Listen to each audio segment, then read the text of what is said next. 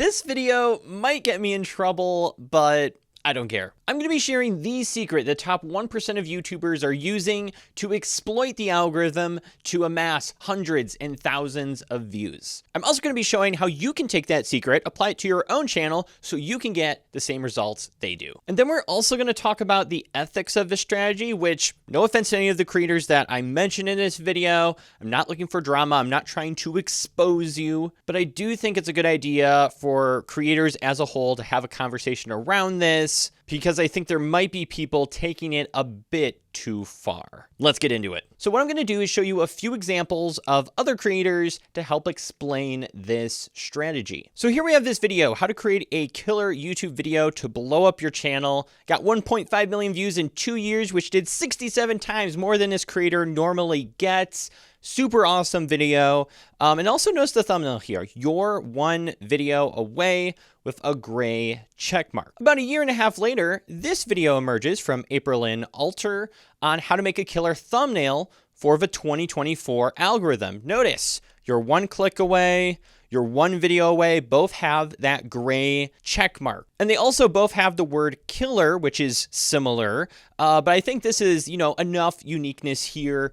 And this is also just a really awesome video, super well done. And then just a few months later, we get this video from vidIQ, which is how to make a killer YouTube video to blow up your YouTube channel, which is literally the exact same title as this video from 2 years ago. Like literally word for word, how to create a killer YouTube video to blow up your channel, how to make, one word off, how to make a killer YouTube video to blow up your channel. So one word off, almost identical. And what he does, you're one video away, the check mark, you're one video away, the check mark. But then he also uses this. He has these pictures of videos with a click button, which is similar to what April Alter did. She had, at least for this one, 5 photos and the little clicky thing on one. He did the exact same thing, except he did 4 and he made it brighter colors and, used color here to make it more interesting. But you can see he built off of a successful idea and made his own version that kind of combined the thumbnail of both of these videos. You kind of get where I'm going here. Let me show you one more example of this same thing happening on YouTube. Here's this video, how to realistically go from $0 to $1 million. Got 147,000 views. And pay attention to the thumbnail here. We've got person in the middle, 0 on one side, an arrow pointing over to 1 million on the other side. Let's take a look at some of these other pictures I have in here. So we have this channel, $0 to $1 million in 12 months challenge. 0, arrow, 1 million, person in the middle.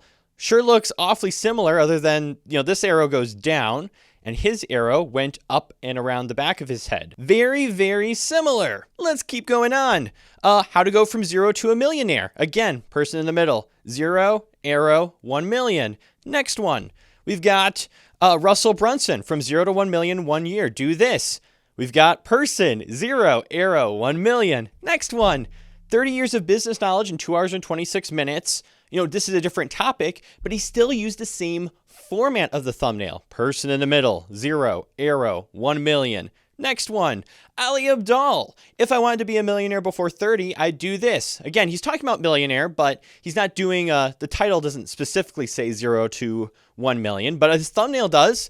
Person in the middle, 0, arrow, 1 million. Next video, how I went from $500 to $500 million in 5 years. Person in the middle, 500, arrow, 500 million. Again, the exact same concept. I think you get where I'm going at. And if you look at all these thumbnails, they are almost identical. They are all copying each other and doing the exact same format. And here is the secret if it hasn't been made obvious already. The top 1% of YouTubers make videos and thumbnails around what has been proven to work versus guessing at what works. If a video idea has proven to interest the audience you are trying to reach, why would you not go and make a video with that idea? If a thumbnail worked to get people to click, why would you not make one similar? But then it makes you wonder, well, if everyone is literally copying everyone else, what does the viewer think of that? Is the viewer actually going to click on all these videos that are all copying each other? And I think the data there shows that yeah, they still click on it. Even though there's multiple videos about going 0 to 1 million and they all have similar thumbnails and it's all a similar concept, people still click on those videos and watch them. However, I do think there's a better way to go about it than just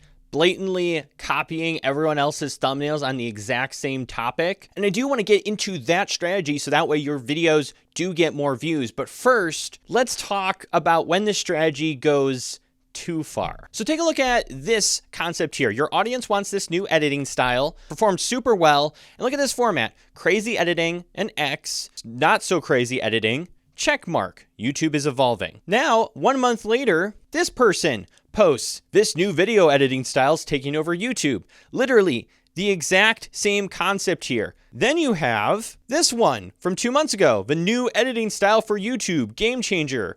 And then we have vidIQ.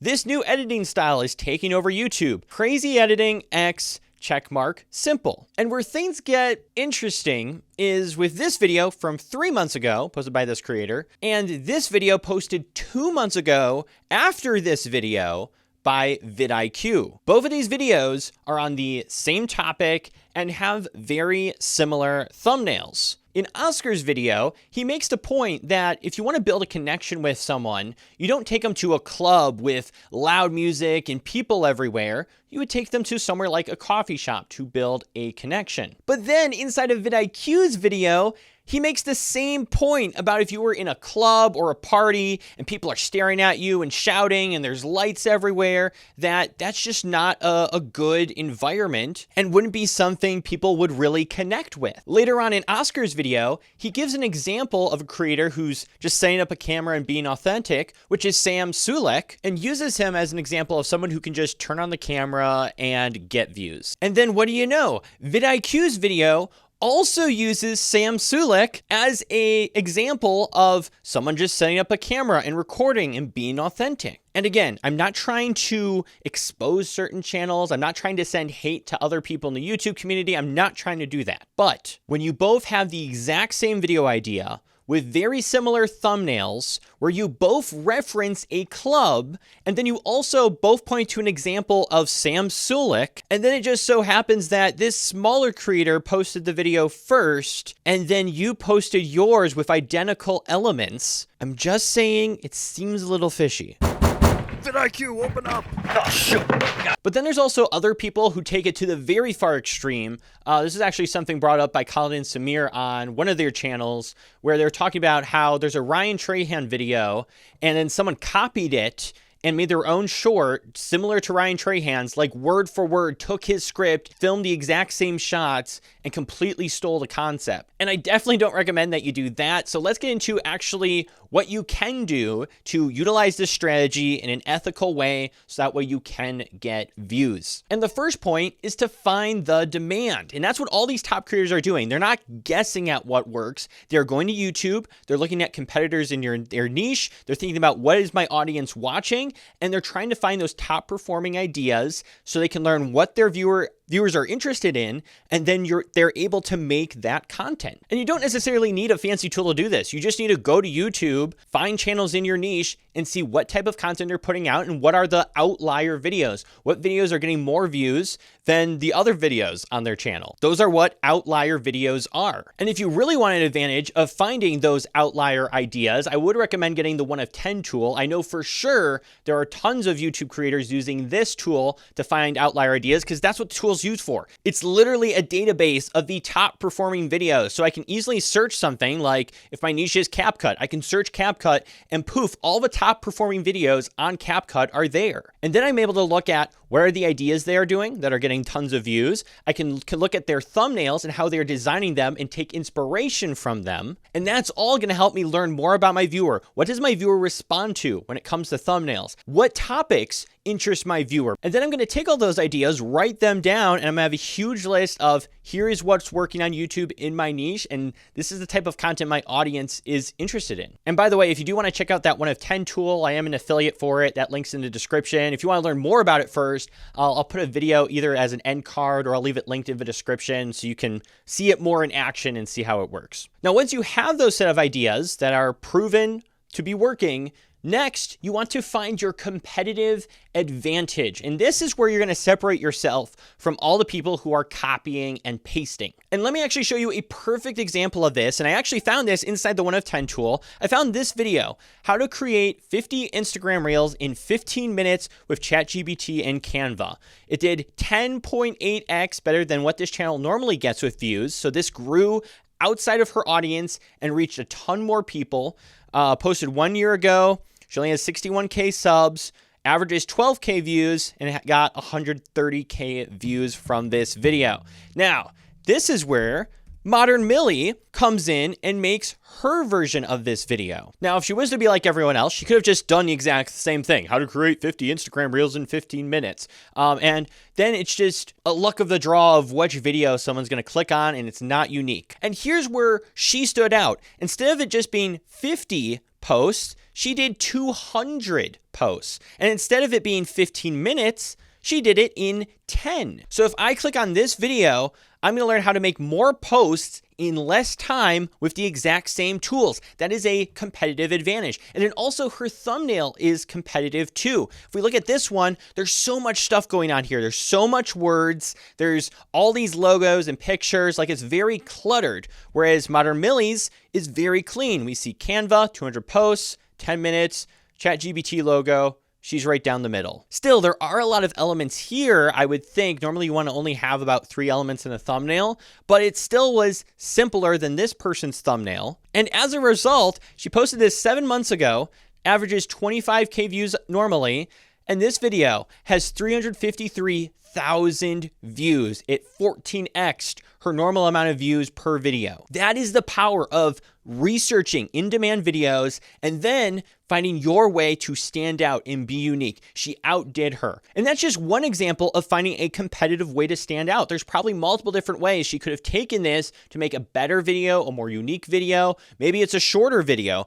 This person did it in 8 minutes. What if she made a 5-minute video explaining this? Or sometimes, even with tutorial and education content, sometimes people will click on a short over a long form video because they get the information faster. Or maybe in your title, you do 2024 update, and then people see, oh, this was a video from a year ago. I want to know ChatGPT has updated more recently. I want to know the best way to do this right now. So I'm going to click on a video that says 2024 versus a video that was posted a year ago. Now I'm competing because I have the most up-to-date information. And then point number 3 I would give for utilizing this strategy is to be inspired by people's thumbnails and learn from them as to why they worked. There's a reason why all of these 0 to 1 million thumbnails worked. They're simple. They're easy to understand. Like, this person doesn't have super fancy graphics. Like, this could have easily been made in Canva and looks like it was taken like with an iPhone, his picture.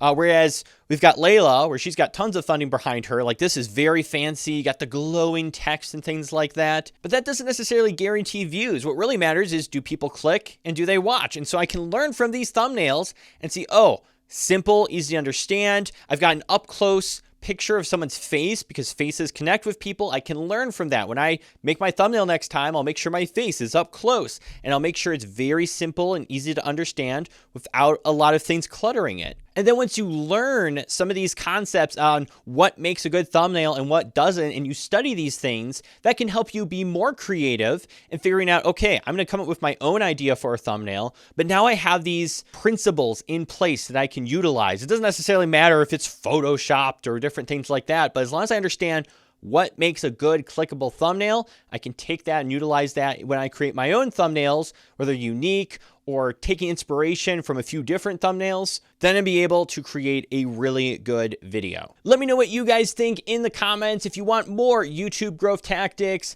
be sure to subscribe to this channel. And if you want to just continue watching and don't want to comment or do anything, check out this video over here. It's going to help you out a lot.